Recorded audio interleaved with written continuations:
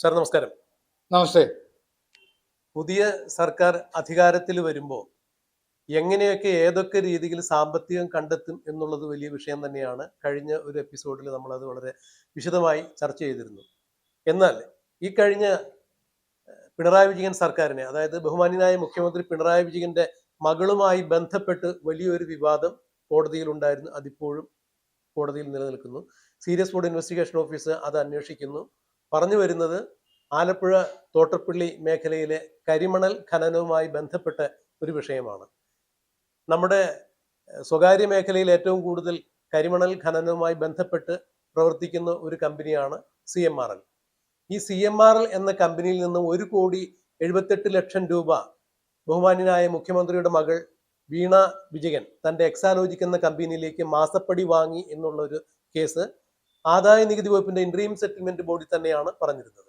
അതായത് മുഖ്യമന്ത്രിയുടെ മകൾ എന്ന രീതിയിൽ CMRL ഉൾപ്പെടെയുള്ള പല കമ്പനികളിൽ നിന്നും മാസപ്പടി കോഴ കൈപ്പറ്റി എന്നുള്ളതായിരുന്നു കേസ്. ആ കേസ് ഇപ്പോൾ സീരിയസ് ഫുഡ് ഇൻവെസ്റ്റിഗേഷൻ ഓഫീസ് അന്വേഷിക്കുന്നു. ഞാൻ ചോദിക്കുന്നത്, ഏറ്റവും കൂടുതൽ വിഭവ സമാഹരണവുമായി ബന്ധപ്പെട്ട് സർക്കാരിന് മുതൽക്കൂട്ടാകാവുന്ന കരിമണലുമായി ബന്ധപ്പെട്ട ഇത്തരം ഇടപാടുകളിലൂടെ, അഥവാ സർക്കാർ നേരിട്ട് തന്നെ ഈ കരിമണലിന്റെ ഖനന ക്രയവിക്രയങ്ങൾ നടത്തുകയാണെങ്കിൽ അത് വലിയൊരു വിഭവ സമാഹരണമായി മാറും. കൂടാതെ ആണവ റിയാക്ടറുകളിൽ പോലും ഉപയോഗിക്കത്തക്ക രീതിയിലുള്ള വലിയൊരു എനർജി ഉപയോഗിക്കത്തക്ക രീതിയിൽ ഒരു വിഭവശേഷി കൂടി നമുക്ക് ഉണ്ടാക്കിയെടുക്കാൻ പറ്റുന്ന തരത്തിലുള്ള ഒരു റിസോഴ്സ് ഇതിൽ നിന്ന് കണ്ടെത്താനും സാധിക്കുന്നതാണ്.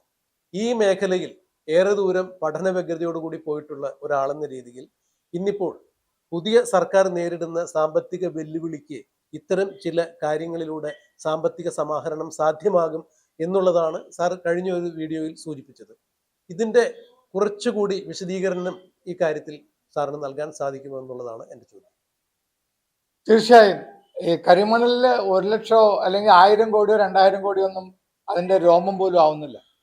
ലക്ഷക്കണക്കിന് കോടിയുടെ റിസോഴ്സസ് ആണ്. അത് കേന്ദ്രവും സംസ്ഥാനവും കൂടെ ചേർന്ന് ചെയ്യേണ്ട ഒരു പ്രോജക്റ്റുമാണ്. ലോകത്ത് തന്നെ ഏറ്റവും കൂടുതൽ പ്ലൂട്ടോണിയവും തോറിയവും ചേർന്നിട്ടുള്ള കരിമണലാണ് നമുക്കുള്ളത്. അതായത് തോറിയം ന്യൂക്ലിയർ റിയാക്ടർ എന്നൊക്കെ പറയുന്ന സാങ്കേതിക വിദ്യക്ക് ഏറ്റവും അത്യാവശ്യമുള്ള റോ മെറ്റീരിയലായിട്ട് കൺവേർട്ട് ചെയ്യാം. ഈ KMRL മാത്രമാണ് സ്വകാര്യതയിലുള്ളെങ്കിലും IRE ലിമിറ്റഡ് എന്നും പറഞ്ഞുകൊണ്ട് നമുക്ക് ടൈറ്റാനിയം ഡയോക്സൈഡ് ഉണ്ടാക്കുന്ന ഒരു കമ്പനി അവിടെ, ഇന്ത്യൻ റെയർ എർത്ത് എന്ന് പറയും.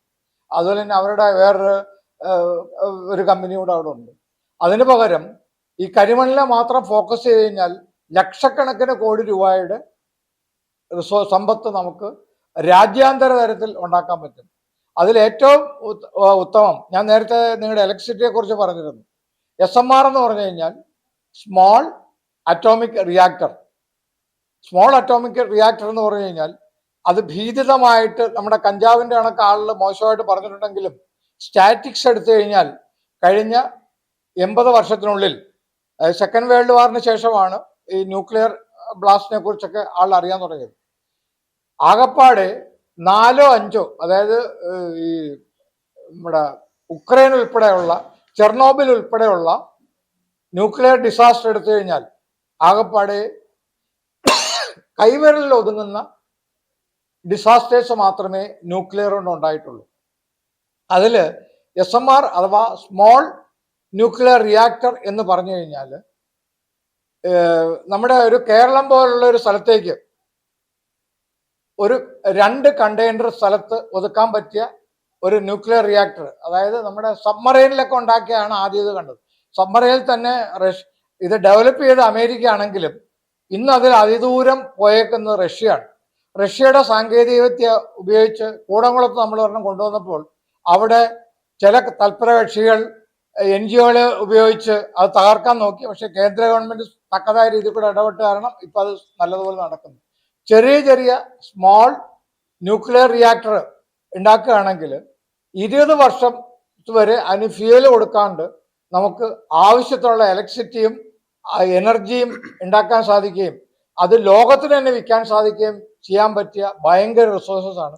അത് പക്ഷേ 5 കൊല്ലോ 10 കൊല്ലോ അല്ല, ഒരു 15 കൊല്ലത്തെ പ്രോജക്റ്റായിട്ട് ഇട്ട് കഴിഞ്ഞാൽ കേരളം ലോകത്ത് തന്നെ ഏറ്റവും കൂടുതൽ വിദേശ തൊഴിലാളികളെ ഉൾപ്പെടെ ആകർഷിക്കുന്ന ഒരു കേന്ദ്രമായി തീരും എന്നുള്ളത് സംശയലേശം പറയാൻ പറ്റിയ ഒരു അസന്നിഗ്ധമായിട്ട് പറയാൻ പറ്റിയ ശാസ്ത്രജ്ഞന്മാർ തെളിയിച്ചിട്ടുള്ള പബ്ലിക് ഡൊമൈനിലുള്ള ഒരു കാര്യം തന്നെയാണ്. അതായത് ഈ കരിമണൽ വളരെ ശാസ്ത്രീയമായ രീതിയിൽ നമ്മൾ വിനിയോഗിക്കപ്പെടുകയാണെങ്കിൽ ആ. കേരളത്തിന്റെ സാമ്പത്തിക തലവര തന്നെ മാറ്റിവരയ്ക്കാൻ സാധിക്കുന്ന തരത്തിലുള്ള ഒരു വിഭവം തന്നെയാണ് കേരളത്തെ സംബന്ധിച്ചിടത്തോളം കരിമണൽ എന്നാണ് സാർ പറഞ്ഞു വരുന്നത്. കേരളത്തിന്റെ മാത്രമല്ല, ഇന്ത്യ മഹാരാജ്യത്തിന്റെ തന്നെ സാമ്പത്തിക തലവര മാറ്റാൻ നമ്മുടെ ഈ കരിമണൽ മതി. കരിമണൽ കൊണ്ട് സാധിക്കും. അത്ര അത്ഭുതമാണത്. അങ്ങനെയെങ്കിൽ കേവലം 5 വർഷത്തെയോ അല്ലെങ്കിൽ 10 വർഷത്തെയോ ഒരു കാലാവധി കണക്കിലെടുക്കാതെ വളരെ ദീർഘകാലമായ ഒരു പദ്ധതി എന്ന രീതിയിൽ മാറി വരുന്ന സർക്കാർ ഇത്തരം കാര്യത്തിൽ ശ്രദ്ധ കേന്ദ്രീകരിക്കുകയാണെങ്കിൽ അത് പുരോഗമനത്തിന്റെ വലിയൊരു നാഴികക്കല്ല് പിന്നിടാൻ സർക്കാരിന് സാധിക്കും എന്ന് തന്നെയാണ് സാർ പറഞ്ഞു വരുന്നത്.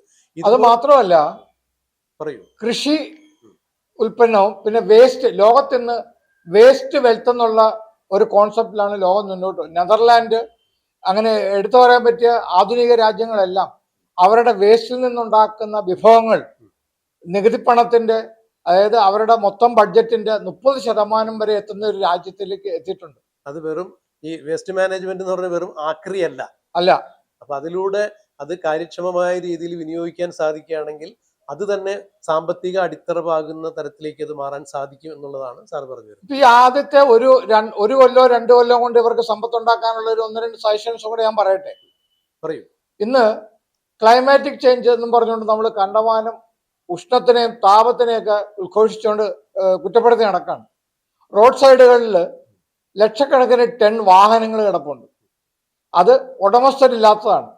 എക്സൈസ് ഓഫീസുകളിലും പോലീസ് സ്റ്റേഷനിലും മറ്റും കിടക്കുന്ന ഉപയോഗശൂന്യമായ ഈ വാഹനങ്ങൾ അവർ സർക്കാർ തലത്തിൽ 1, 2, 3 മാസത്തേക്ക് ഒരു നോട്ടീസ് കൊടുക്കുക, ഇതിന് ഉടമസ്ഥാവകാശം ഉള്ളതാണ് എങ്കിൽ അവരത് കൊണ്ടുപോവുകയും പബ്ലിക് റോഡിൽ നിന്ന് ന്യൂസിൽ നിന്ന് മാറ്റുകയും ചെയ്തിട്ട് ബാക്കിയുള്ള വിഭവത്തിനെ അത് ഓപ്ഷൻ ചെയ്ത് വിറ്റ് കഴിഞ്ഞാൽ അതിനെ നേരെ പുതിയ ഉൽപ്പന്നമായിട്ട് റീക്രിയേറ്റ് കഴിഞ്ഞാൽ തന്നെ നമുക്ക് കോടിക്കണക്കിന് രൂപയുടെ വരുമാനം സർക്കാരിന് ലഭ്യമാണ്.